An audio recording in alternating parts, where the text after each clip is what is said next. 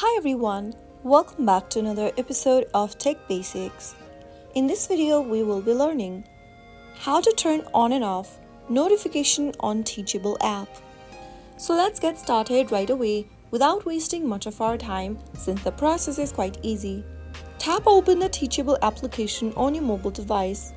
Make sure you log into your account as well. Once you're inside the home page, tap on your name or initial at the top right corner. Now from the Accounts tab, tap on Notifications. If you've disabled your notifications previously and if you want to turn it on, simply tap on Enable Notification button.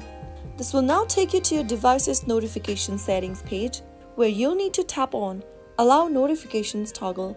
You will then be able to toggle on the notification option for Teachable app. If you want to turn it off, you can simply toggle off the same button, and that's how you easily turn on and off notification for your Teachable app. That is how it's easily done.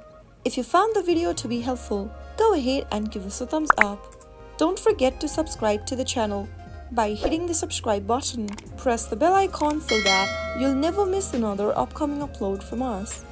I will see you again in the next video. Thank you for watching.